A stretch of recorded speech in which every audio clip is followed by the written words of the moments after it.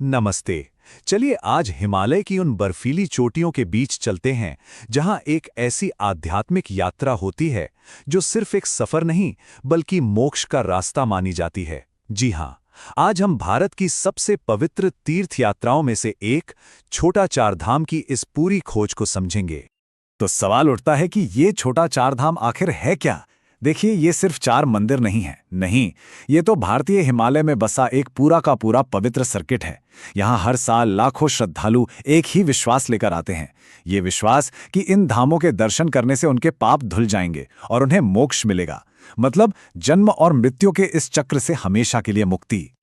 इस यात्रा का ना एक तय रास्ता है, एक पवित्र क्रम जिसका पालन सदियों से होता आ रहा है।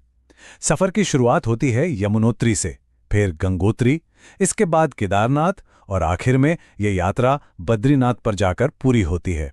तो चलिए इस आध्यात्मिक सफर के पहले पड़ाव से ही शुरू करते हैं। तो यात्रा का पहला पड़ाव है यमुनोत्री। यहीं से इस महान तीर्थ का आगाज होता है। ये वही पावन स्थल है जहां से जीवन देने वाली यमुना नदी निकलती है। यमुनोत्री धाम, जैसा कि नाम से ही जाहिर है, देवी यमुना को समर्पित है और एक मान्यता है कि वो मृत्यु के देवता यमराज की बहन है। यहाँ की सबसे अनोखी बात पता है क्या है? सूर्यकुंड। सोचिए, इस बर्फीले इलाके में धरती से उबलता हुआ गर्म पानी निकलता है जिसमें श्रद्धालु प्रसाद के तौर पर चावल और आलू तक पका लेते हैं। कमाल है ना? और यहीं पर इस धाम का सबसे गहरा आध्यात्मिक रहस्य भी छिपा है। क्योंकि देवी यमुना यमराज की बहन है, तो ये माना जाता है कि यहाँ के पवित्र जल में जो भी स्नान करता है उसे कभी अकाल मृत्यु का डर नहीं सताता। शायद यही वो विश्वास है जो श्रद्धालुओं को इतनी कठिन यात्रा करने की हिम्मत देता है। यमुना को प्रणाम करने के बाद ये यात्रा हमें उस नदी की ओर ले चलती है जिसे भारत की आत्मा कहा जाता है। जी हां, हमारा अगला पड़ाव है गंगोत्री, यानी मां गंगा का धाम। गंगोत्री धाम देवी गंगा को समर्पित है, लेकिन यहाँ एक दिलचस्प बात है। गंगा नदी असल में यहाँ से भी 19 किलोमीटर दूर गोमुख ग्लेशियर से निकलती है, पर गंगोत्री को उनका आध्यात्मिक स्रोत माना जाता है, वो जगह जहां देवी ने धरती पर अपना पहला कदम रखा था। भारत में गंगा सिर्फ एक नदी नहीं है बल्कि जीवन और मृत्यु का प्रतीक है। ये पवित्रता का वो पैमाना है जिसे हर हिंदू पूजता है, और गंगोत्री धाम इसी दिव्यता को एक श्रद्धांजलि है। यमुनोत्री और गंगोत्री के बाद अब आता है यात्रा का सबसे चुनौतीपूर्ण और शायद सबसे प्रसिद्ध हिस्सा, भगवान शिव के भव्य धाम केदारनाथ की वो कठिन चढ़ाई। केदारनाथ धाम भगवान शिव का घर है। इसका महत्व इसलिए भी बहुत ज्यादा है क्योंकि ये भारत के 12 सबसे पवित्र ज्योतिर्लिंगों में से एक है, यानी वो जगह जहां भगवान शिव खुद प्रकाश के स्तंभ के रूप में प्रकट हुए थे। यही बात इसे शैव भक्तों के लिए परम तीर्थ बना देती है।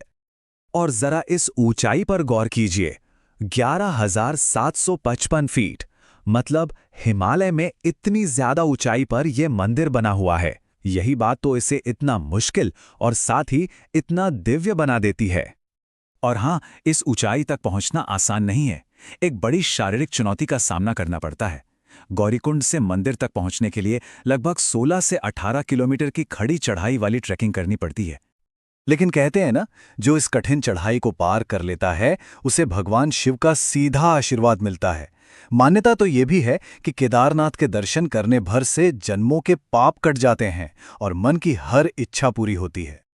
शिव की शक्ति को नमन करने के बाद अब हमारी यात्रा अपने अंतिम पड़ाव पर पहुंचती है, बद्रीनाथ, भगवान विष्णु का दिव्य धाम। और यहीं आकर छोटा चार धाम का ये पवित्र सर्किट पूरा होता है। बद्रीनाथ चमोली जिले में है और ये भगवान विष्णु को समर्पित है, जिन्हें यहाँ बद्री विशाल के नाम से पूजा जाता है। इसकी लोकेशन भी बहुत खास है। ये नर और नारायण नाम के दो शक्तिशाली पर्वतों के ठीक बीच में बसा हुआ है। वैष्णव अनुयायियों के लिए तो बद्रीनाथ का बहुत ही ज्यादा महत्व है। ये उन 108 दिव्य देशमों में से एक है जो वैष्णव परंपरा में भगवान विष्णु के सबसे पवित्र मंदिर माने जाते हैं। तो इन चारों धामों की महिमा जानने के बाद अगर कोई ये यात्रा करना चाहे तो क्या बातें जानना जरूरी हैं? चलिए अब फटाफट इस सफर के सही समय और सही क्रम पर भी बात कर लेते हैं। सबसे जरूरी बात है टाइमिंग। ये धाम साल भर खुले नहीं रहते। हर साल अप्रैल मई में अक्षय तृतीया के शुभ दिन पर इनके कपाट खुलते हैं और फिर सर्दियों में जब भारी बर्फबारी होती है तो अक्टूबर-नवंबर में भाई दूज के आसपास बंद हो जाते हैं।